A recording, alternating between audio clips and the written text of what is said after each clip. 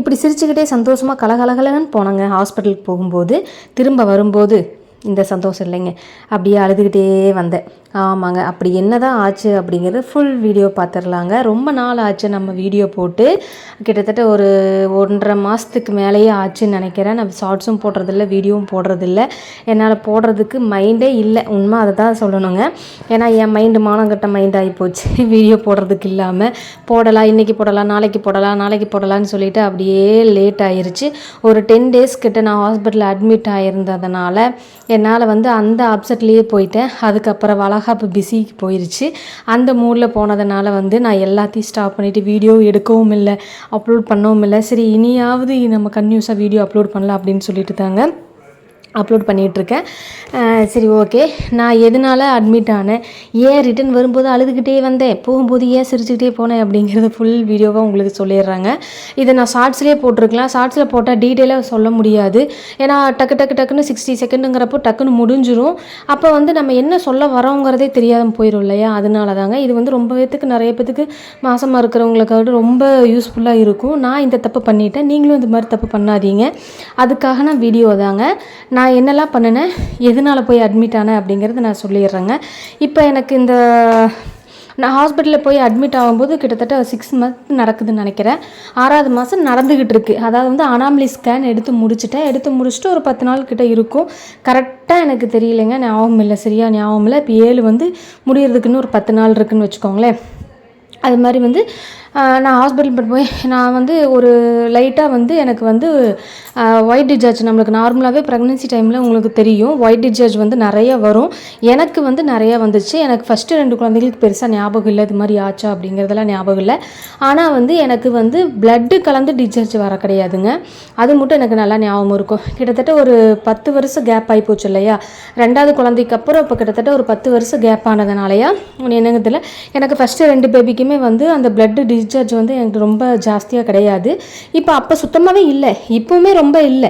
எனக்கு அதை பற்றின பயம் இல்லை. இது நார்மல் தான், சரியாயிரும். ஏன்னா உங்களுக்கு ப்ளீடிங் மாதிரி ஆனால் தான் நம்மளுக்கு பயம் இருக்கும். ஏன்னா நான் நிறைய சேனல்ஸ்லாம் பார்த்தேன், நிறைய யூடியூப்ஸ் பார்த்தேன், இது மாதிரி ப்ராப்ளம் வந்தால் என்ன அப்படின்னு சொல்லி நிறையா பார்க்கும்போது இது ஒரு பெரிய இஷ்யூ கிடையாது அப்படிங்கிறதுனால நான் பாட்டுக்கு ஜாலியாக படுத்து தூங்கிட்டு இருந்தேன். சரி, நம்ம ரெஸ்ட் எடுப்போம், நம்ம ஓவராக வேலை செஞ்சுட்டோம் அப்படின்னு சொல்லிட்டு ரெஸ்ட் எடுக்க ஆரம்பிச்சேன். நான் என்ன மாதிரி வேலை செஞ்சேன் அப்படின்னு கேட்டிங்கன்னா, ஒரு 10-20 நாள் கிட்ட நான் மிஷினில் உட்கார ஆரம்பிச்சிட்டேன். அதாவது தைக்க ஆரம்பிச்சிட்டேன். இந்த மாதிரி டைத்தில் தைக்கக்கூடாது, கொஞ்சம் உடம்பு நல்லா ரெஸ்ட் எடுக்கணும். நான் அதையும் தாண்டி நான் என்ன பண்ண ஆரம்பிச்சிட்டேன் அப்படின்னு கேட்டிங்கன்னா, தைக்க ஆரம்பிச்சிட்டேன். இந்த தப்பு நீங்கள் பண்ணாதீங்க. இது மாதிரி நீங்கள் ஹெவியாக ஒர்க்காக செஞ்சிட்ருக்கும்போது இது மாதிரி தப்பெல்லாம் நீங்கள் பண்ணாதீங்க. அதைத்தான் நான் சொல்ல வரேன். ஏன்னா எனக்கு தைக்கக்கூடாதுங்கிற ஒரு மைண்டு இருந்தாலும் கொஞ்சம் மணி ப்ராப்ளம், அதாவது அவருக்கு கொஞ்சம் வேலையெல்லாம் இல்லாமல் போனதுனால எங்களுக்கு கொஞ்சம் இன்கம் இல்லாமல், சரி என்ன பண்ணுறது, இப்படியே இருந்து என்ன பண்ணுறது அப்படின்னு சொல்லிட்டு நான் என்ன பண்ண ஆரம்பிச்சிட்டேன் அப்படின்னு கேட்டிங்கன்னா, திரும்ப நான் தைச்சிட்ருக்கேன். என்னோடய வீடியோ ஃபாலோ பண்ணுறவங்களுக்கு எல்லாத்துக்குமே தெரியும்.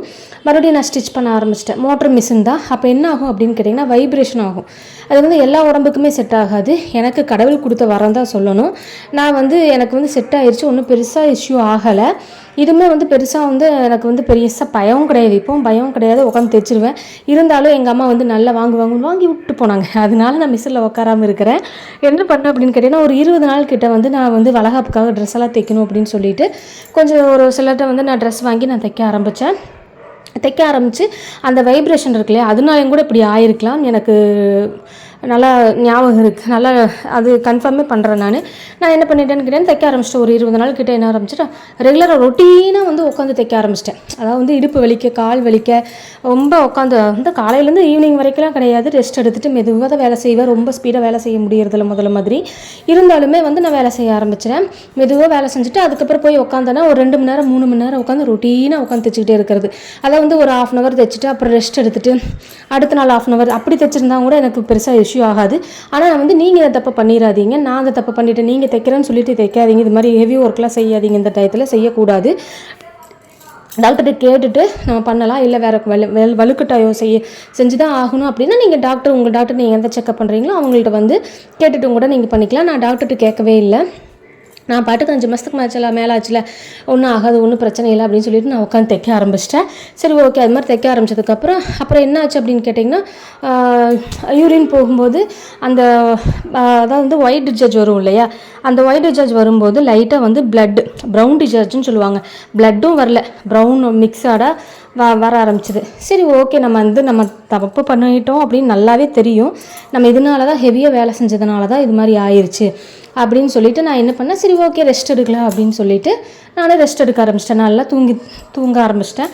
சரி ஓகே அப்படின்னு சொல்லிட்டு நம்ம தான் கொஞ்சம் கம்மல் இருக்க மாட்டோமே. நான் என்ன பண்ணேன், ஒரு 2-3 பேத்துக்கிட்டு ஃபோன் பண்ணி, அவங்களும் ஃபோன் பண்ணியிருந்தாங்க. நான் என்ன பண்ணேன், அவங்கள்ட்ட ஃபோனில் பேசிகிட்டு இருக்கும்போது இது மாதிரி ஆயிடுச்சு. அவங்க உடனே அச்சோ பூங்குடி, நீ வந்து உடனே ஹாஸ்பிட்டல் போயிரு, இது மாதிரி வந்து எங்களுக்கு தெரிஞ்சவங்களுக்கு இது மாதிரி ஆயுதம் வந்து ஒரு இது ஆயிடுச்சு, அபார்ட் ஆயிடுச்சு அப்படின்னு சொல்லி பயப்படுத்திட்டாங்க. ஐயோ கடவுளே என்ன பண்ணுறது அப்படின்னு யோசனை பண்ணிவிட்டு, சரி ஓகே நம்ம ஜிஹெச்சில் தானே செக் பண்ணிகிட்ருக்கோம் அப்படின்னு சொல்லிவிட்டு நான் ஜிஹெச்சுக்கு போனேன். மெயினாக வந்து நான் வேறு ஹாஸ்பிட்டல் செக் பண்ணிகிட்ருக்கிறேன், ப்ரைவேட் ஹாஸ்பிட்டலில் அங்கேயும் செக் பண்ணிகிட்ருக்கிறேன். இருந்தாலும் நம்ம இப்போ வந்து ஃபுல்லாகவே வந்து இந்த ஒரு 2 மாதத்துலேருந்தே வந்து நான் ஃபுல்லாமே இங்கே தான் செக் பண்ண ஆரம்பித்தேன், ஜிஹெச்சில் தான் வந்து நான் செக் பண்ணிகிட்ருக்கேன். அதனால் சரி நம்ம போய் எதுக்குன்னு போய் ஒரு விசிட் போட்டுட்டு பார்ப்போம் அப்படின்னு சொல்லிட்டு ஜிஹெச் போய் பார்க்கும்போது அங்கே என்ன பண்ணாங்க, அங்கே வந்து சரி அவங்க டாக்டர்கிட்ட ஃபோன் பண்ணி சார்கிட்ட ஃபோன் பண்ணி கேட்டாங்க. சார்கிட்ட ஃபோன் பண்ணி கேட்ட உடனே என்ன பண்ணாங்க, சரி நீங்கள் வந்து அங்கே இப்போ பெரிய ஜிஹெச்சில் நீங்கள் அட்மிட் ஆகிக்கோங்க அப்படின்னு சொன்னாங்க. ஏன்னா எனக்கு வந்து பி நெகட்டிவ் குரூப்புங்கிறதுனால, ரேர் குரூப்பு, நெகட்டிவ் பிளட் குரூப்புங்கிறதுனால பொதுவாகவே எனக்கு 2 குழந்தைக்குமே வந்து பார்த்திங்கன்னா அங்கே எழுதி அனுப்பி விட்டுட்டாங்க பெரிய ஜிஹெச்சுக்கு.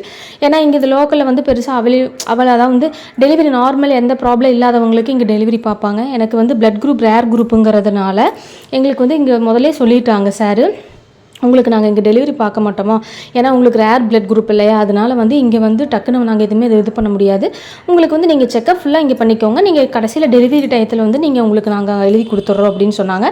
நீங்கள் அங்கே போய் விசிட் பண்ணி செக்கப் மட்டும் நீங்கள் அப்போ போய் செக்கப் பண்ணிவிட்டு வந்துக்கோங்க அப்படின்னு சொன்னாங்க. சரின்னு சொல்லிவிட்டு நான் பெரிய ஜிஹெச்சில் போய் அட்மிஷன்லாம் போட்டு எல்லாமே பண்ணிட்டு வந்துட்டு தான் இருக்கேன். இருந்தாலும் இது மாதிரி அதாவது ப்ரௌன் டிஸ்சார்ஜ் ஆகும்போது சாருமே வந்து சரி நீங்கள் அங்கே போய்க்க சொல்லுங்கள் அப்படின்னு சொன்னாங்க. சரி ஓகே அப்படின்னு சொல்லிவிட்டு நான் என்ன பண்ணினேன், எங்கள் வீட்டில் ஹஸ்பண்ட்டை பேசிவிட்டு சரி ஓகே மாமா நம்ம நார்மலாக ப்ரைவேட்டில் செக் பண்ணிகிட்ருக்கலாம், அங்கே கேட்கலாம் அப்படின்னு சொல்லி கேட்கும்போது அவங்க வந்து டாக்டர் போயிட்டாங்க மேம், அதனால் வந்து நீங்கள் நாளைக்கு வந்து அட்மிட் ஆகிக்கோங்க அப்படின்னு சொன்னாங்க. இது என்னடா வம்பா போச்சு, நம்ம போகிறதுக்கு முன்னாலே அட்மிட் பண்ண சொல்கிறாங்களே அப்படின்னு சொல்லிட்டு மைண்டில் நினச்சிட்டு சரி எங்கள் வீட்டில் பேசினவர்கிட்ட அவன் என்ன பண்ணலாம் அப்படின்னு சொல்லி கேட்கும்போது எனக்கு ஒரு விதமான பயம். அதாவது நம்ம நார்மலாக நம்ம ஒரு முடிவு எடுத்து நம்ம பாட்டுக்கு இருந்தோம் அப்படின்னா அது ஒரு பெரிய இஷ்யூ கிடையாது. இருந்தாலும் இவங்க வந்து இது மாதிரி சொல்லும்போது அபார்ட் ஆயிருமோ அப்படிங்கிற ஒரு பயம். இது 2-3 நாள் விட்டாவே அதே ஆட்டோமேட்டிக்காக சரியாயிரும். இருந்தாலும் நம்ம போய் ஒரு டாக்டர்கிட்ட போய் கன்சல்ட் பண்ணுறது எவ்வளோ பெட்டர் தான். சரி ஓகே அப்படின்னு சொல்லிவிட்டு நான் என்ன பண்ணேன் அப்படின்னு கேட்டிங்கன்னா, அந்த டாக்டர்கிட்ட ஃபோன் பண்ணி கேட்கும்போது இப்படின்னு சொன்னாங்களா, என்ன பண்ணலாம் அப்படின்னு இவர்கிட்ட கேட்கும்போது ஒரே யோசனை, இப்படியே வீட்டுக்கு போயிட்டு நைட்டெல்லாம் வந்து மனசு போட்டு அரிச்சிக்கிட்டே இருக்கணும், என்ன ஆயிருமோ ஏதாயிருமோ வந்து விடிய தூக்கம் வராது. ஏன்னா இது மாதிரி நம்ம சொன்னதுக்கப்புறம் நம்ம அந்த மைண்டே தோணாது இல்லையா, அதனால சரி ஓகே நம்ம போய் அங்கே பெரிய ஜிஹெச்சில் போய் என்ன சொல்கிறாங்க அப்படின்னு சொல்லிட்டு பார்க்கலான்னு சொல்லிட்டு போனோம். அங்கே சரி ஓகே நாங்கள் அங்கே போய்க்கிறோம் அப்படின்னு சொல்லிட்டு நான் எதுவுமே எடுத்துகிட்டு போகல, ட்ரெஸ் எல்லாம் எதுவுமே எடுத்துகிட்டு போகல. அப்புறம் வந்து சரிப்பா அங்கே போய் தானே அப்படின்னு சொல்லிட்டு அப்புறம் இவங்க என்ன பண்ணாங்கன்னா, சரி ஓகே உங்களை அங்கே வந்து நான் 108 அனுப்பி விட்றேன் அப்படின்னு சொன்னாங்க. 108லையா, அட கடவுளே, நம்ம எல்லோரும் போகிறத வெடிக்க பார்த்துருவோம், கடைசியில் நம்மளே போகிற மாதிரி ஆகிப்போச்சு அப்படின்னு நினச்சிட்டு சரி ஓகேங்க அப்படின்னு சொல்லிட்டு வென்ஃப்ளான்லாம் இங்கேயே ஊசியெல்லாம் குத்தி விட்டுட்டாங்க. அதுக்கு பேர் வென்ஃப்ளான் தானா கரெக்டாக சொல்கிறான்னு எனக்கு தெரியல, கையில் இன்ஜெக்ஷன் ட்ரிப்லாம் போடுறதுக்காக போடுவாங்களே அதெல்லாம் குத்தி விட்டு அதெல்லாம் அனுப்பி விட்டு 108 வர சொல்லி நாங்கள் போயிட்டு அதுக்குள்ளே வந்து எங்கள் வீட்டுக்காரர் போய் ட்ரெஸ்ஸும் போர்வையும் எடுத்துகிட்டு வர சொல்லிவிட்டு, நைட்டுக்கு போடுறதுக்கு நைட்டியும் போகிற ட்ரெஸ்ஸோடு போதும் பார்த்துட்டு அதுக்கப்புறம் எடுத்துக்கலாம்னு சொல்லிட்டு எடுத்துகிட்டு வர சொல்லிவிட்டு போர்வையும் எடுத்துகிட்டு வர சொல்லிட்டேன். அதுக்கப்புறம் என்னாச்சு அப்படின்னு கேட்டிங்கன்னா 108 போயிட்டு நாங்கள் அங்கே போனோன்னா அட்மிட் தான். அங்கே போனோன்னா அட்மிஷன் போட்டு என்ன ஏதுன்னு பார்த்துட்டு ஃபஸ்ட்டு நைட் ஸ்கேன் பண்ணிட்டாங்க. நைட்டு வந்து ஒரு 11-11:30 இருக்கும். ஸ்கேனுக்கு அனுப்பி விட்டாங்க. ஸ்கேனுக்கு அனுப்பி விட்டுட்டு ஃபஸ்ட்டு அவங்க ஃபார்மாலிட்டிஸ் எல்லாமே நம்ம டீட்டெயில் எல்லாமே கேட்டுக்கிட்டாங்க. என்ன ப்ராப்ளம் இருக்குது, என்ன ஏது, எத்தனை நாள் இது மாதிரி இருக்குது அப்படின்னு சொல்லிட்டு எல்லா டீட்டெயில்ஸுமே கேட்டாங்க. போனோட அதெல்லாமே பார்த்தாங்க. ஒவ்வொருத்தராக பார்த்துட்டு அப்புறம் கடைசியில் வார்டுக்கு அனுப்பும்போது அங்கேருந்து அங்கே நர்ஸு அங்கே டாக்டர்லாம் செக் பண்ணி டாக்டர் டீட்டெயில்ஸ் எல்லாமே கேட்டாங்க. அப்புறம் வந்து அவங்க என்ன பண்ணாங்க அப்படின்னு கேட்டிங்கன்னா ஸ்கேனுக்கு எழுதி ஸ்கேனுக்கு வந்து எழுதி விட்டாங்க. ஸ்கேனுக்கு எழுதி விட்டுட்டு அங்கே அனுப்பி விட்டாங்க. அங்கே போயிட்டு ஒரு 11-11:30 ஆயிடுச்சு ஸ்கேனுக்கு அனுப்பும்போது. ஸ்கேனுக்கு நாங்கள் ரிட்டன் வந்துட்டு அதுக்கப்புறம் வந்து அடுத்த நாள் வந்து எனக்கு வந்து இதை பண்ணிகிட்டு இருந்தாங்க. அப்புறம் வந்து ஹார்ட் பீட் அப்பப்போ வந்து ஹார்ட் பீட் செக் பண்ணுவாங்க, குழந்தைக்கு எப்படி ஹார்ட் பீட் இருக்குது நம்மளுக்கு கேட்டுக்கிட்டே இருப்பாங்க, என்ன ப்ராப்ளம் என்ன எதாவது இருக்கா அப்படின்னு சொல்லிட்டு கேட்டுகிட்டே இருப்பாங்க. அப்புறம் அன்றைக்கி வந்து அட்மிஷன் போட்டுட்டாங்க. நாங்கள் வந்து அன்றைக்கி நைட்டே வந்து அட்மிட் ஆயாச்சு. நான் வந்து அட்மிட் ஆகிட்டு உள்ளே வந்து ஜென்ஸ் வரக்கூடாது இல்லையா, அதனால் எங்கள் வீட்டுக்கார் வெளியே இருந்தார். அட்மிட் ஆனதுக்கப்புறம் உங்களுக்கு வந்து அதுக்கப்புறம் வந்து அடுத்த நாள் என்னாச்சு அப்படின்னு கேட்டிங்கன்னா, எனக்கு வந்து நான் நல்லா தானே இருக்கேன் அப்படின்னு சொல்லிட்டு டாக்டர்கிட்ட வந்து மேம் இது மாதிரி வந்து எதாவது ப்ராப்ளமா என்ன ஏதுன்னு கேட்கும்போது, இல்லைம்மா அதெல்லாம் ஒன்றும் ப்ராப்ளம் இல்லை அப்படின்னு சொல்லிட்டாங்க. இது நார்மல் தான், இது ஒன்றும் பிரச்சனை இல்லை அப்படிங்கிற மாதிரி சொன்னாங்க. சரிங்க டாக்டர், எனக்கு வந்து பசங்களுக்கு வந்து எக்ஸாம் நடந்துக்கிட்டு இருக்கு, என்னால் வந்து இங்கே அட்மிட் ஆக முடியாது, அதனால் வந்து எனக்கு டிஸ்சார்ஜ் கொடுங்க, அப்படிலாம் உங்கள் சௌரியத்துக்குலாம் டிஸ்சார்ஜ் பண்ண முடியாதுமான்னு சொல்லிட்டாங்க. ஏன்னா ஜிஹெச்சில் உங்களுக்கு பொதுவாக தெரியும், நம்ம பேசினா வந்து அவங்க எப்படி பேசுவாங்க அப்படின்னு சொல்லிட்டு, அப்படிலாம் டிஸ்சார்ஜ்லாம் பண்ண முடியாதுமா அப்படின்னு சொல்லிட்டாங்க. அதுக்கப்புறம் வந்து அவங்க பார்த்துட்டு என்னோடய ரிப்போர்ட்ஸ் எல்லாமே பார்த்துட்டு ஒன்றும் ப்ராப்ளம் இல்லை, இது நார்மல் தான், ஏன்னா லைட்டாக தான் இருக்குது. அவங்க செக் பண்ணாங்க, வெஜ்ஜினால் வந்து பார்த்தீங்கன்னா செக் பண்ணாங்க, இது மாதிரி எவ்வளோ பிளட் இதாகுது அப்படின்னு சொல்லி செக் பண்ணாங்க. அவ்வளோ ஒன்றும் இல்லை, சும்மா லைட்டாக வந்து பார்த்தீங்கன்னா அந்த ஒயிட் டிஸ்சார்ஜோட லைட்டாக வந்து இதாவது பிளட்டாகவும் வரல, ப்ரௌன் டிஸ்சார்ஜ் மாதிரி வர்றதுனால சரி ஓகே ஒன்றும் ப்ராப்ளம் இல்லைன்னு சொல்லிட்டு அதை வந்து அனுப்பி விட்டுட்டாங்க. அதுக்கப்புறம் திரும்ப வாலண்டரியாக நான் போய் அட்மிட் ஆனேன். அதை அடுத்த வீடியோவில் பார்க்கலாங்க.